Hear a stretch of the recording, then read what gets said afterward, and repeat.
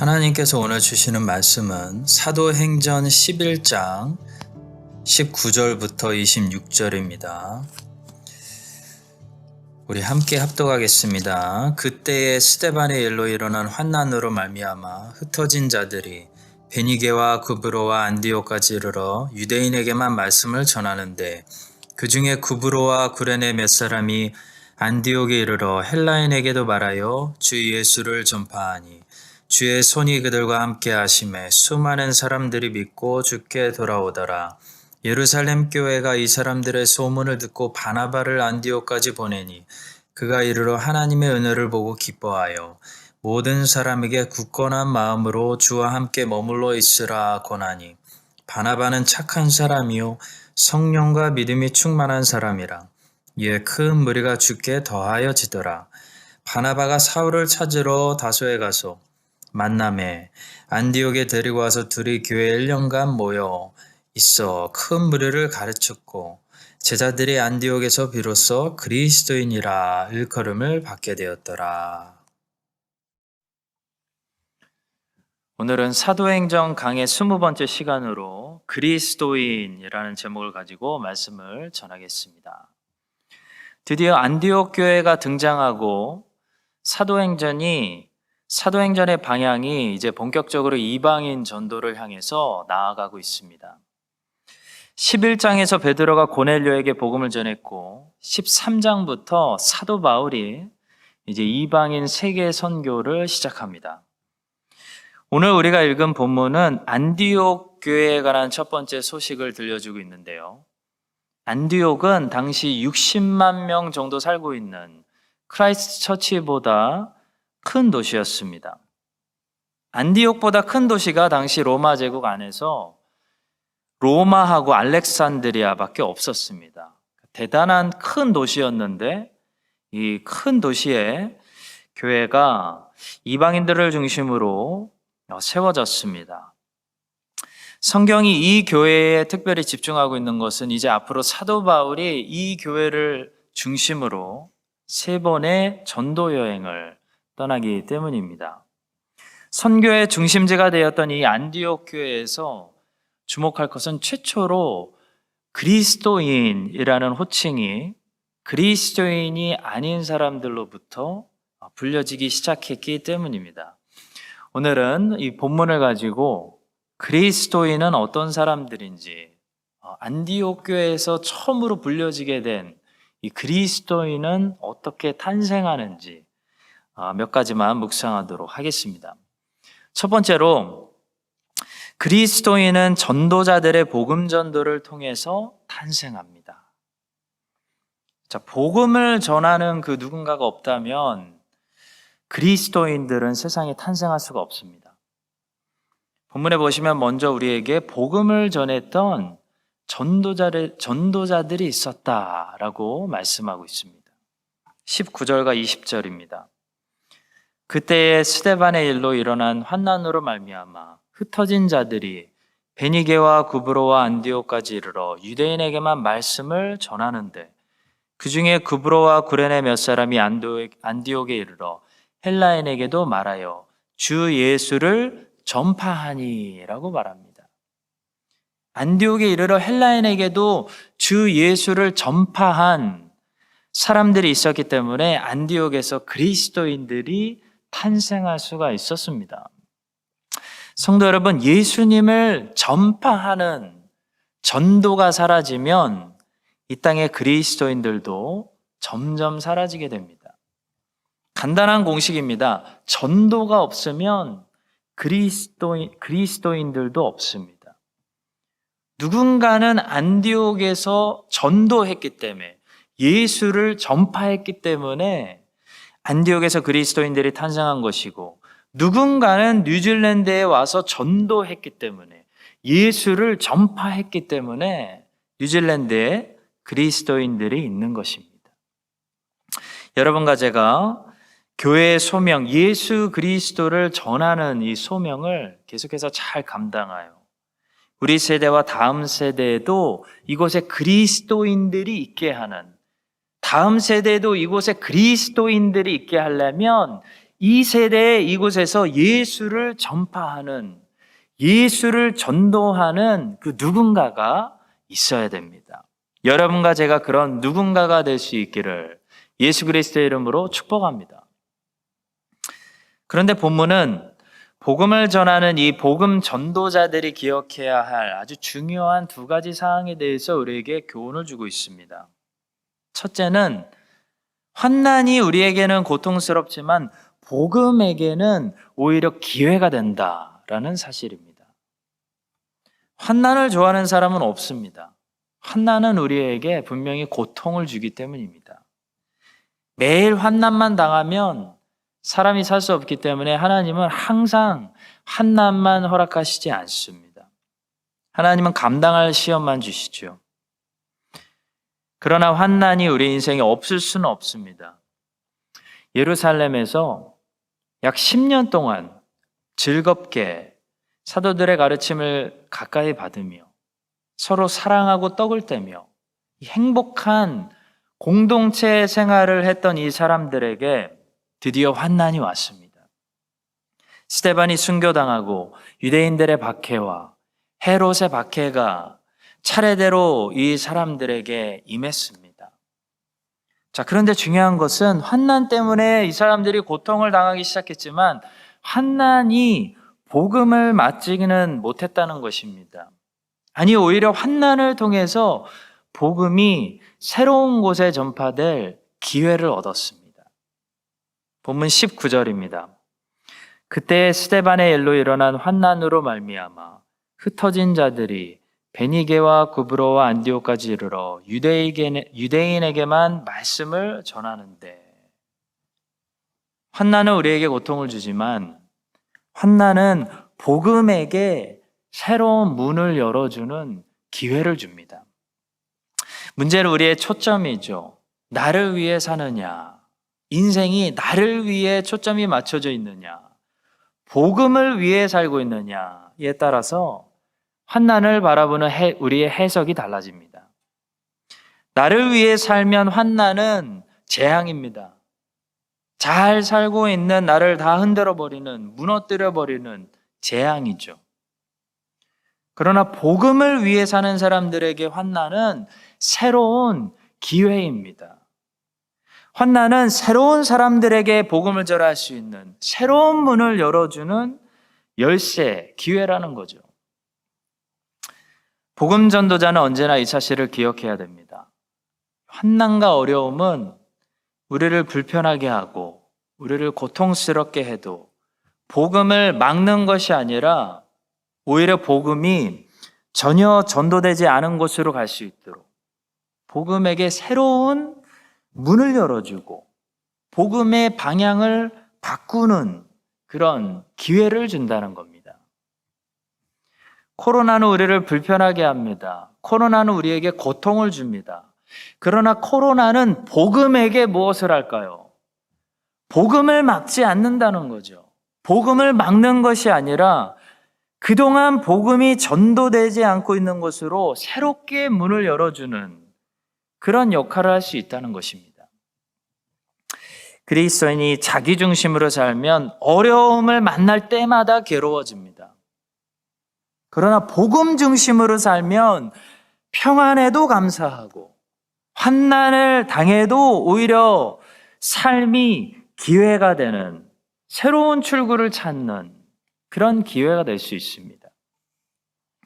여러분과 제가 복음 중심으로 사는 것이 중요합니다. 복음 중심으로 살아서 환난이 와도 환난이 기회가 돼서 오히려 환난을 통해 새로운 곳으로 예수님을 증거할 수 있는 기회가 우리의 인생 가운데 활짝 열리게 되기를 주님의 이름으로 축복합니다. 복음 전도자들이 기억해야 할 두 번째 사항은 큰 수확의 결과는 주님의 손에 있기 때문에 온전한 순종이 중요하다라는 사실입니다.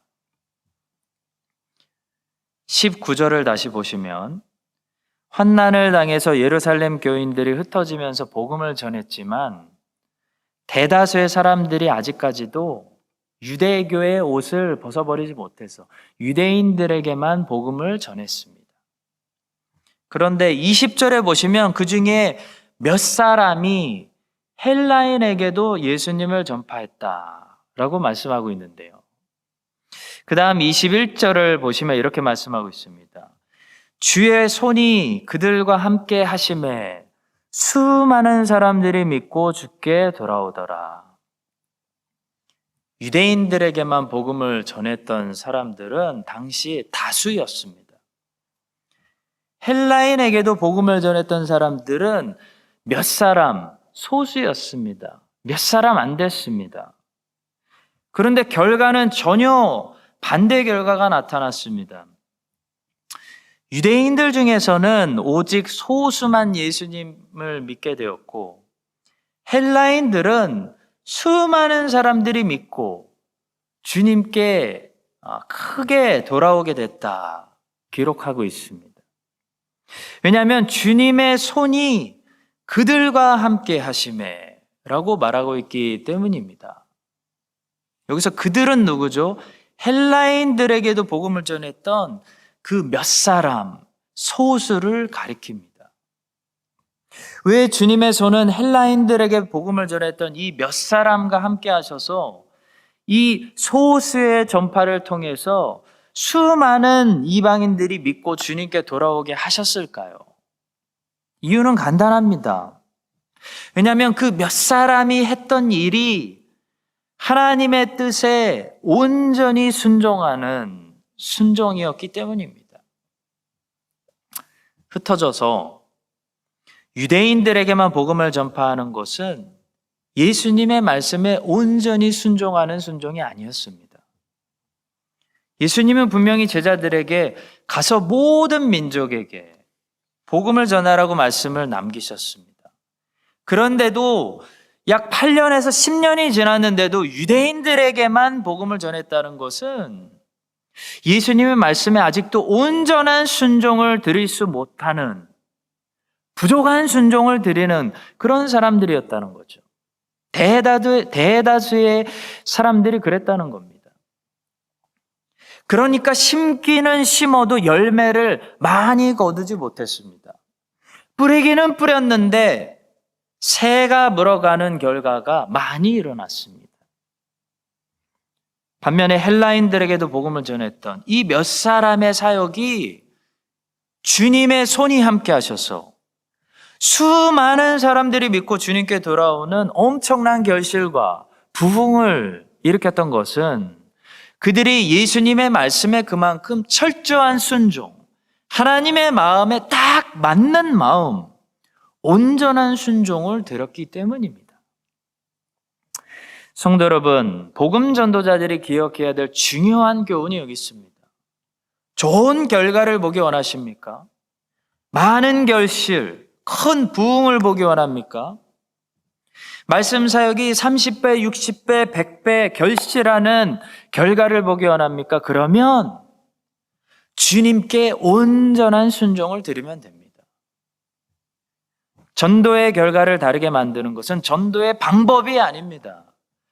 전도의 열심이 아니고 어떤 프로그램의 힘도 아니고 재정의 능력도 아니고 말의 능력도 아니고 하나님의 손에 있습니다.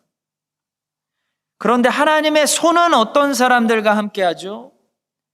비록 몇 사람에 불과하더라도 하나님의 말씀에 온전히 순종하는 사람들, 하나님 마음에 딱 맞는 사람들, 이 사람들과 함께 한다는 것입니다. 그래서 부족한 순종을 드리는 100명이 가서 전도하는 것보다 완전한 순종을 드리는 주님의 제자 한 사람이 전도하는 것이 더 많은 사역의 열매를 어느 세대에나 맺게 된다는 거죠. 왜냐하면 결과는 언제나 하나님의 손이 함께 하느냐, 거기에 있기 때문입니다. 크라이스트 처치 한인장로교회 성도 여러분, 이 사실을 우리가 잊으면 안 됩니다. 이 사실을 우리가 기억해야 됩니다. 교회는 좋은 프로그램을 많이 하고 세상에서 떴다는, 유행하는, 효과가 있었다는 성역 공부를 하고 재정을 많이 투자하고 열심을 낸다고 말씀이 많이 결실하고 전도의 열매를 보고 교회가 부흥되는 거 아닙니다. 하나님의 손이 함께하면 몇 사람만 있어도 엄청난 부흥이 일어나고 말씀이 100배로 결실하고 성령의 열매를 보게 되는 것이 교회입니다. 문제는 하나님의 그 손이 누구와 함께 하시냐는 거죠. 하나님의 손은 하나님의 말씀을 통해 하나님의 뜻을 온전히 깨닫고 하나님 말씀에 합한 정확한 마음을 가지고 하나님의 말씀에 온전히 순종해서 다른 모든 사람들이 유대인들에게만 말씀을 전할 때 헬라인들에게도 복음을 전했던 이 몇 사람들, 이 소수의 사람들과 항상 함께하는 것입니다. 성도 여러분, 세상에 교회가 많이 있다고 세상이 바뀌는 거 아니라는 거 우리는 이미 경험했습니다. 교회가 많다고 세상이 바뀌는 것이 아니고요. 교회가 제대로 되면 세상이 바뀝니다. 여러분과 제가 크라이스처치 한인장로교회가 제대로 된 교회, 교회다운 교회, 성경적인 교회, 예수 그리스도의 말씀에 그래서 온전히 순종하는 오늘 본문에 나오는 이 몇 사람들과 같은 교회. 그래서 하나님의 손이 우리와 함께 하셔서 수많은 사람들이 교회를 통해서 그리스도께 돌아오게 되는 그런 회복과 회심과 부흥의 역사가 이 교회를 통해서 일어나게 되기를 예수님의 이름으로 간절히 축복합니다. 두 번째로 그리스도인은 어떻게 탄생할까요? 복음 전도자들의 복음 전파를 듣고 거듭난 신자들이 양육을 받을 때, 교회에서 양육을 받을 때 비로소 그리스도인으로서 세상의 모습을 드러내게 됩니다. 자, 복음 전도자들이 안디옥에 가서 전도의 씨앗을 뿌렸다고 해서 그리스도인들이 안디옥이라는 세상에 곧바로 출현한 것이 아니었습니다. 세상 사람들이 그리스도인이다 라고 그들을 알아볼 수 있을 정도로 이 도시에는 그리스도인들이 많다라고 말할 수 있을 정도로 그들이 그리스도인의 모습을 나타낼 수 있었던 것은 바나바 같은 목회자가 거기서 그들을 양육했기 때문입니다.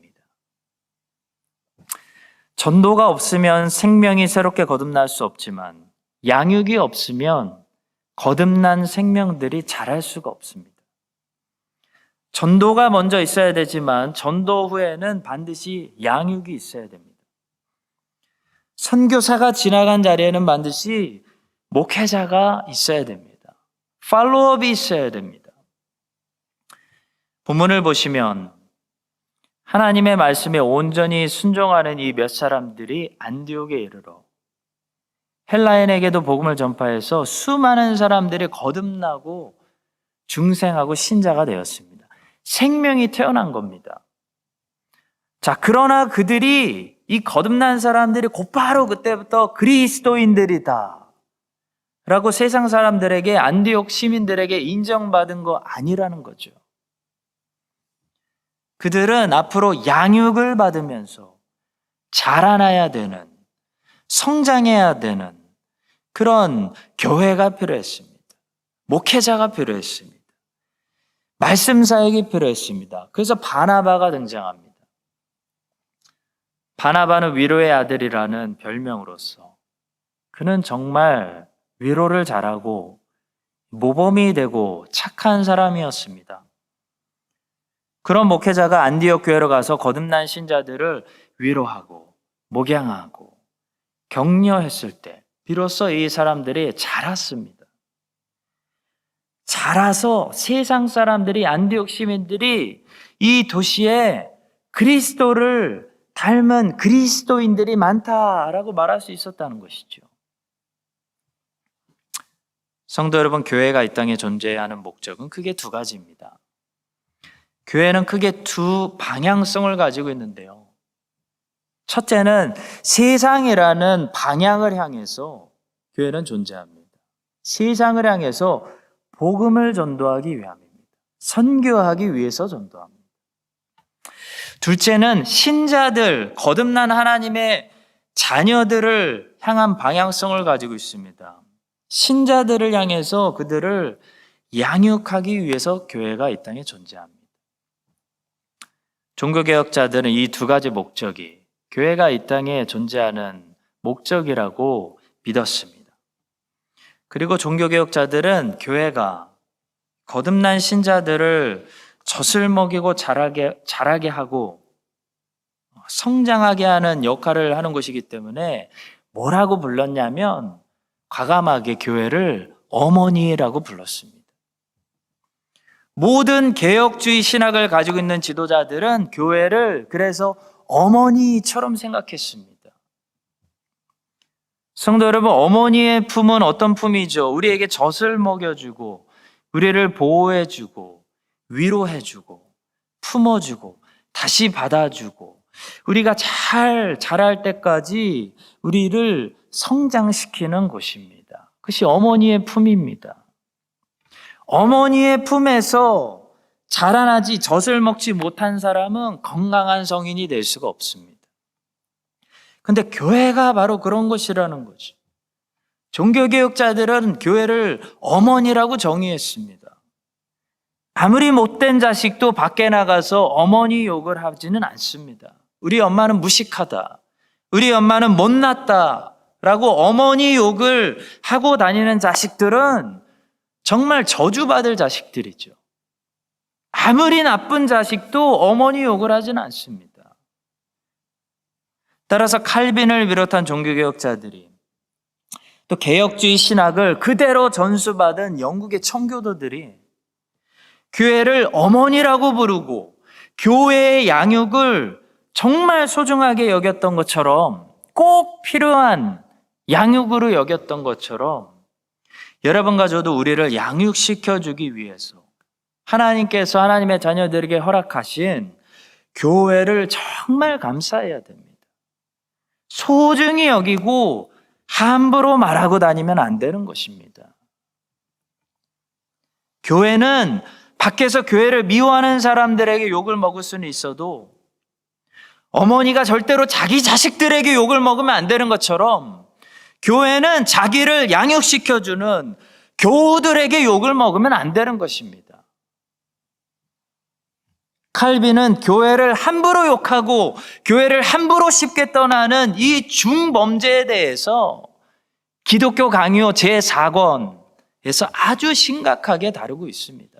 한번 읽어보십시오. 성도 여러분, 우리는 얼마나 교회를 쉽게 생각하고 함부로 이야기하고 쉽게 떠나고 어머니 없이도 나는 알아서 성장할 수 있습니다. 나는 건강한 성인이 될 수 있습니다. 라고 말하는 그런 위험한 세대에 살고 있는지 모르겠습니다. 오늘 본문에 보시면 안디옥에서 복음을 듣고 예수 믿고 거듭난 이 신자들은 즉시 그리스도인이라는 소리를 들은 것이 아닙니다.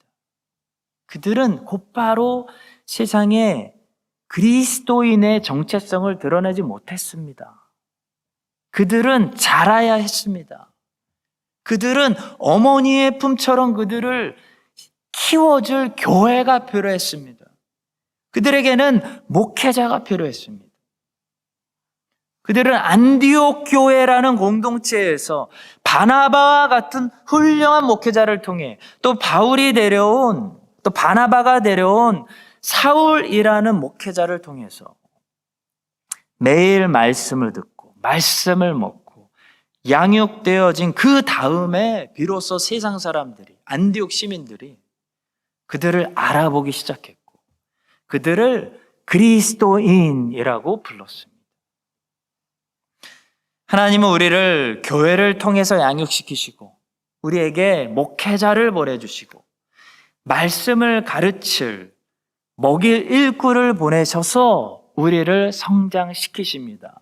그것이 하나님의 방법입니다. 그 양육의 과정이 반드시 우리에게 있어야 비로소 우리가 건강하게 잘 먹고 자라서 세상 사람들이 인정할 만한, 세상에 드러낼 만한 그리스도인이 되는 것입니다. 오늘날 양육을 거부하는 사람들 너무나 많습니다. 교회를 거부하고 목회자를 거부하고 인터넷 보면서 내가 혼자 성장할 수 있다, 내가 혼자 먹을 수 있다, 어머니 필요 없다 라며 어머니의 품을 쉽게 떠나고 어머니를 욕하고 다니는 그런 잘못된 길로 가는 사람들 너무나 많습니다. 우리 성도님들 한 분도 그런 길로 걸어가지 마시고, 부족하지만 하나님이 여러분들을 양육시키기 위해서, 자라나게 하시기 위해서 허락하신 이 교회와 하나님이 여러분들에게 말씀을 먹이라고, 가르치라고 보내주신 목회자에게 양육을 잘 받으셔서 여러분들이 크라이스트처치 한인 장로교를 통해 잘 성장해서 세상 사람들이 여기 그리스도인들이 많이 있다라고 고백할 수 있게 만드는 그런 그리스도인들이 넘쳐나는 크라이스트처치와 크라이스트처치 한인 장로교가 될 수 있기를 예수님의 이름으로 간절히 축복합니다. 마지막 세 번째는 이 양육을 위해서 동역자가 필요하다는 것입니다. 바나바는 매우 훌륭한 목회자였습니다. 그런데 바나바도 혼자서 이 일을 감당할 수 없었기 때문에 무엇을 하죠? 사울을 데려옵니다. 동역자를 데려옵니다. 성도 여러분, 바나바 같이 훌륭한 목회자, 위로의 아들, 모든 인품과 말씀의 은사 다 가지고 있는 목회자도 동역자가 필요했다는 것은 무엇을 말해줄까요? 이 양육이라는 사역은요, 한 사람의 능력으로 되는 것이 아니라는 것을 말해줍니다. 우리 교회가 거듭난 신자들이 성령께서 일반적인 은혜로 거듭나게 해주시는 이 신자들이 잘 성장하고 잘 양육되어 그리스도를 닮은 사람이라는 그런 열매를 맺는 단계까지 나아가는 좋은 어머니의 품, 이 양육하는 교회가 되려면 반드시 무엇이 필요하죠? 동역이 필요합니다. 모든 성도님들께서 이 사실을 기억하시고 함께 동역해 주셔야 됩니다. 각자 은사대로 크던 작던 함께 섬겨주셔야 됩니다. 우리 부교육자들 같이 해주셔야 되고, 장로님들 같이 해주셔야 되고, 임직자들, 교사들, 부모님들 같이 동역해 주셔야 됩니다. 우린 동역자라는 거죠. 양육은 맡기는 것이 아닙니다. 같이 동역하는 것입니다. 부모님들은 자녀들의 영적인 양육을 교회에 맡기는 사람들이 아니고 함께 동역하는 사람들입니다. 사도행전 13장 1절을 보니까 안디옥 교회가 그리스도인들을 많이 성장시킨 이유는요, 안디옥 교회의 자랑은 뭐냐면 동역을 잘하는 교회였습니다. 안디옥 교회는 바나바와 사울을 선교사로 보냈다고 그때부터 흔들리는 교회가 아니었습니다. 그들에게는 바나바, 사울이 없어도 계속해서 교회를 리드할 수 있는, 성도들을 양육하고 말씀을 가르칠 수 있는 훌륭한 리더들, 말씀 사역자들이 많이 있었습니다. 사도행전 13장 1절입니다. 안디옥 교회에 선지자들과 교사들이 있으니 곧 바나바 니게르라 하는 시므온과 구레네 사람 루기오와 분봉한 헤롯의 젖동생 마아넨과 및 사울이라. 사도행전 13장 1절은 이 사람들을 선지자들과 교사들이라고 부르고 있는데요, 여기서 말하는 선지자는 예언하는 사람이 아니라 하나님의 말씀을 가르치는, 하나님 말씀을 대언하는, 선포하는 그런 사람을 가리킵니다.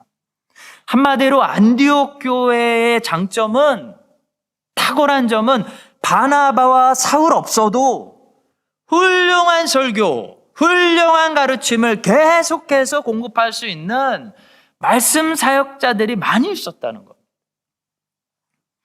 왜냐하면 한두 사람만 의지하는 시스템이 아니라 동력이 잘 이루어지는 교회였기 때문입니다. 사랑하는 성도 여러분, 크라이스트 처치 한인 장로교회가 앞으로 더 좋은 그리스도인들을 세상에 배출하는, 양육하는 교회, 선교하는 교회로 계속 성장하려면 모든 성도들이 함께 동역하고, 특별히 말씀을 잘 가르치고, 말씀을 심지어 설교할 수 있을 정도로 이 말씀의 일꾼들을 세우는 그런 교회가 돼야 됩니다. 우리는 어쩌면 우리의 고정관념과 전통을 따라서 목회자 한 사람만 가르치고 모든 성도들은 평생 배우다가 끝나는 그런 굴레에서 벗어나지 못하고 있는지도 모르겠습니다. 목회자에게 가르침을 받는 성도들이 목회자의 학생으로 끝나는 것이 아니고 교사가 되어서 가서 또 가르칠 수 있는, 주님의 명령대로 모든 족속으로 가서 제자를 삼고 분부하신 것을 가르칠 수 있는, 부모가 자식을 가르칠 수 있는, 그렇게 안디옥 교회처럼 이 말씀의 일꾼들을 우리 교회가 많이 세워서 아름다운 안디옥 교회 같은 이 동역을 통해서 하나님의 자녀들을 잘 양육하는, 양육이 정말 잘 이루어지는 그리스도인들을 세상에 자랑스럽게 보낼 수 있는 그런 교회가 되게 하여 주시기를 예수 그리스도의 이름으로 간절히 축복합니다. 기도하겠습니다. 주님, 동역이 없이는 한 사람의 힘으로 양육이 잘 되는 교회를 만들 수가 없습니다. 우리 교회에 말씀의 일꾼들이 많이 세워지고 아름다운 동역이 있어서 주님의 거듭난 자녀들을 이 교회에서 안디옥 교회처럼 그리스도의 장성한 분량까지 잘 양육시키는, 양육자라는 교회가 되게 하여 주시옵소서.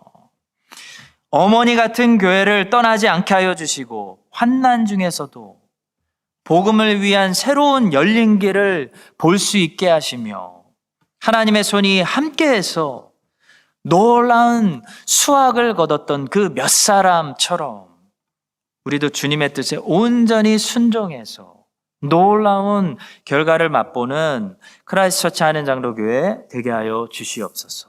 예수 그리스도의 이름으로 기도합니다. 아멘. 지금은 우리 주 예수 그리스도의 은혜와 아버지 하나님의 신실하신 사랑과 성령님의 붙들어 주시는 감동하심이 안디옥 교회처럼 그리스도인들을 많이 세상에 양육해서 이제 파송하기를 소망하고 꿈꾸는 크라이스트 처치 한인 장로교회 모든 사랑하는 동역자들 위해 이제부터 영원까지 함께 하시기를 간절히 축원드립니다. 아멘.